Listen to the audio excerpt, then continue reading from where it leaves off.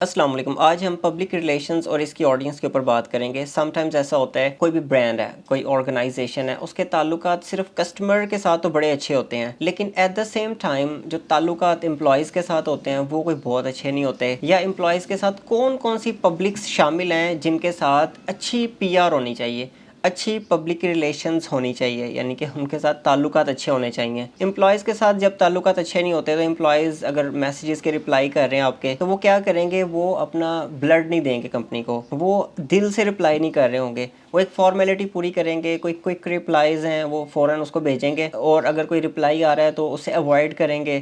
تو دل سے رپلائی نہیں کریں گے تو وہ جو کسٹمر ہے وہ بھی امپریس نہیں ہوگا, وہ بھی اٹریکٹ نہیں ہوگا آپ کی سروسز کی طرف یا آپ کی پروڈکٹ کی طرف, یا آپ کا کوئی آئیڈیا ہے اس کی پروموشن کی طرف, اس کی فیلنگز نہیں آئیں گی.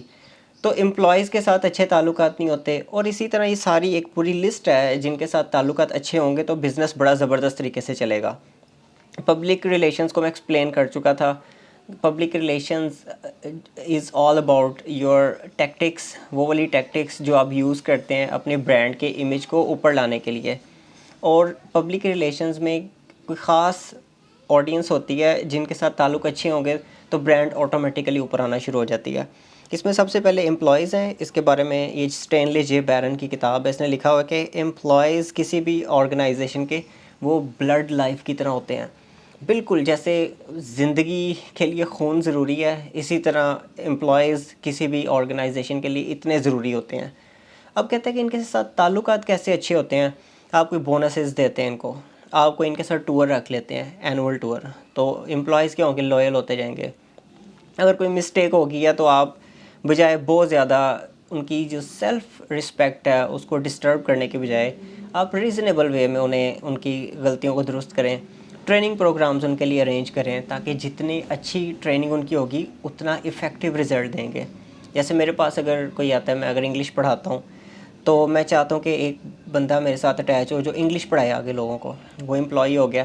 اب اس کی انگلش کی سکل جتنی زیادہ اچھی ہوں گی اتنا رزلٹ آف کورس مجھے اچھا ملے گا. تو اپنی ٹریننگ دینا ان کو, ان کے اینول ٹورز ارینج کرنا, منتھلی کوئی چائے شائے پلا دینا, یہ سارا ان کے ساتھ تعلقات بڑے اچھے ہوتے ہیں. یہ نہیں ہے کہ تعلق ان کو ڈانٹتے رہیں ہر ٹائم اور پیچھے سے وہ بھی پروپیگنڈا کرتے رہیں.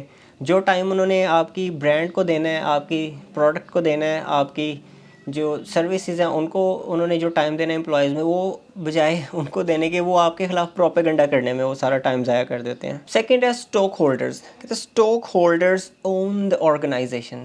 جو آنرز ہوتے ہیں, جیسے 4 5 10 لوگ مل کے کام کر رہے ہیں, 20 لوگ مل کے کسی پروجیکٹ کو لے کے چل رہے ہیں.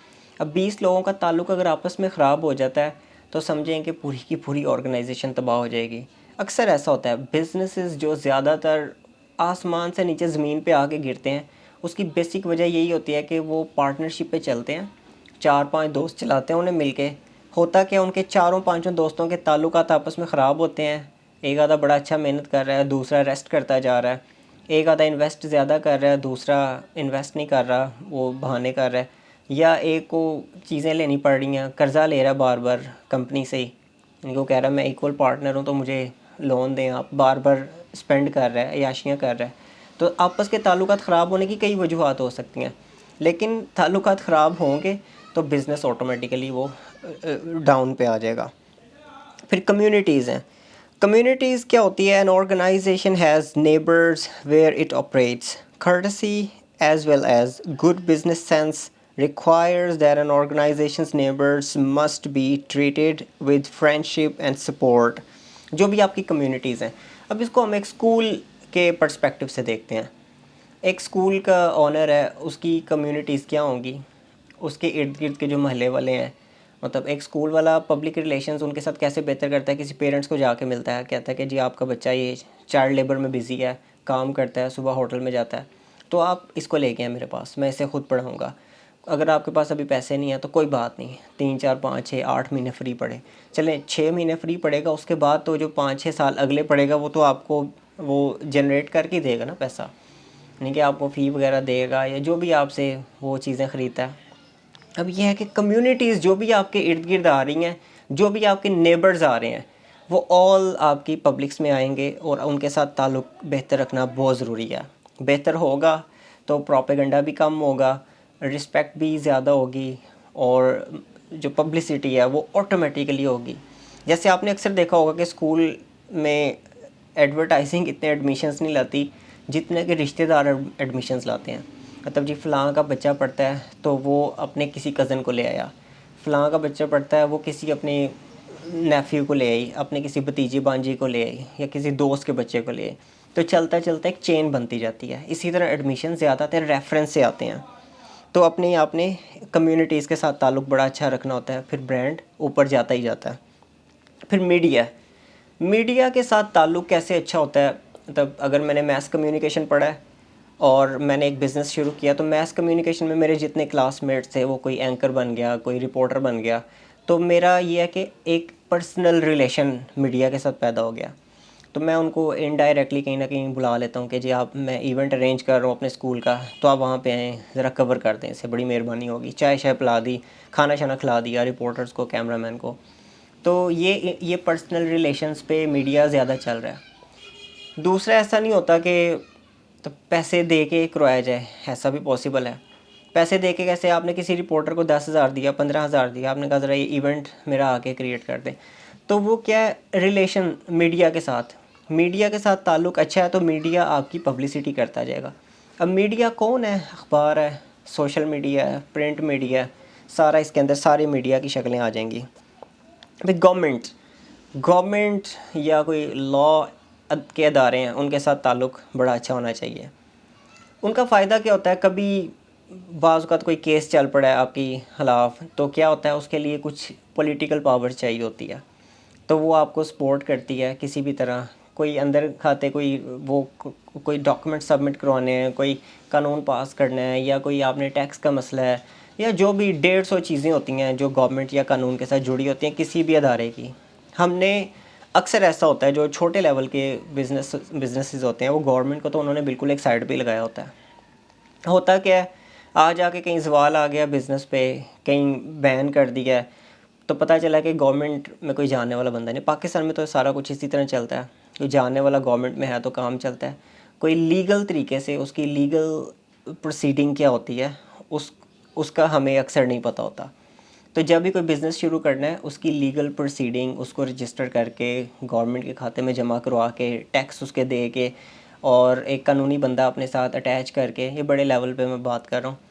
تو وہ ایک اس طرح کا جب پراپر طریقے سے چیزیں چل رہی ہوتی ہیں تو وہ بڑا زبردست ہوتا ہے. تو ان کے ساتھ اگر تعلق اچھا ہے تو بیسٹ ہے کام. اگر گالیاں نکال رہے ہیں, ان کو بہت زیادہ تنگ کر رہے ہیں, ان کو منہ ہی نہیں لگا رہے, تو آ جا کے کیا ہوگا, کبھی جب ان کے ساتھ کوئی معاملہ طے ہونا ہوتا ہے تو پھر بعد میں دقت آتی ہے. یہی ورکرز ہی ہوتے ہیں گورنمنٹ کے جو کہ نہیں سپورٹ نہیں کر رہے ہوتے. اس کے بعد انویسٹمنٹ کمیونٹی ہوتی ہے ایک.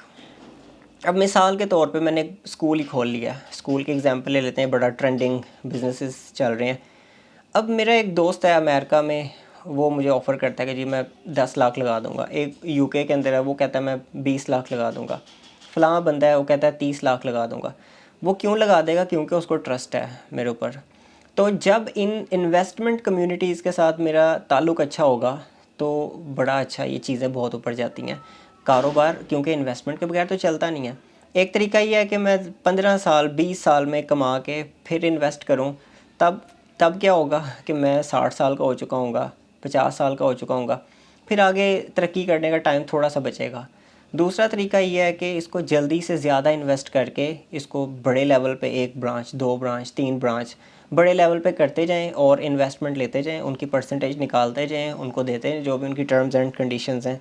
یہ بھی ایک بات, یہ بھی آپ کا جو لائر ہوگا وہ ساری آپ کی کیلکولیشن کرے گا, جی کتنی انویسٹمنٹ ہے کتنا, کیونکہ ایک اکاؤنٹنٹ چاہیے ہوتا ہے جو جس نے چارٹرڈ اکاؤنٹنٹ پڑھا ہے, MBA پڑھا ہے, یا جو بزنس کی جو میتھمیٹیکل کیلکولیشن ہے اس کو سمجھتا ہے. تو وہ ایک بندہ ہوگا, وہ آپ کے ساتھ اٹیچ ہوگا, آپ کو بتائے گا کہ یہ چیزیں ایسے چلیں گی. باقی تعلق آپ نے کیسے بہتر بنانا ہے وہ اب آپ کو پتہ ہے, آپ نے کیسے ٹرسٹ گین کرنا ہے ان کے ساتھ, انویسٹمنٹ کمیونٹیز کے ساتھ.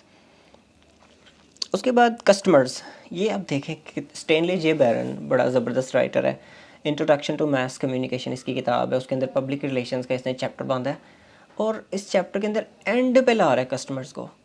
ہم صرف کسٹمر کے پیچھے پڑے رہتے ہیں, کسٹمر کے ساتھ تعلق بہتر بنانے کے لیے پڑے رہتے ہیں, لیکن جو چیزیں مڈ میں آ رہی ہوتی ہیں جو انٹرنل یا ایکسٹرنل ادر فیکٹرز ہوتے ہیں ان کو ہم بالکل اگنور کر دیتے ہیں اور ہم کہتے ہیں جی کسٹمر کے ساتھ تعلق بہتر نہیں بن رہا. کسٹمر کے ساتھ تعلق بہتر بنانے کے لیے پیچھے پوری کی پوری سائنس ہے. اب یہ چند ایک صرف تھے اور کسٹمر کہتے ہیں customers pay the bills for companies through their purchase of products اور سروسز. مطلب کسٹمر کیوں امپورٹنٹ ہوتے ہیں؟ اصل پیسہ تو آنا ہی کسٹمر سے نا. کوئی آپ کی پروڈکٹ ہے کسٹمر نے اس کا پے کرنا ہے, اس نے خریدنی ہے. کوئی ریسٹورنٹ ہے بل کسٹمر نہیں پے کرنا ہے, تو کسٹمر کو بھی جی جی کرنا ہے.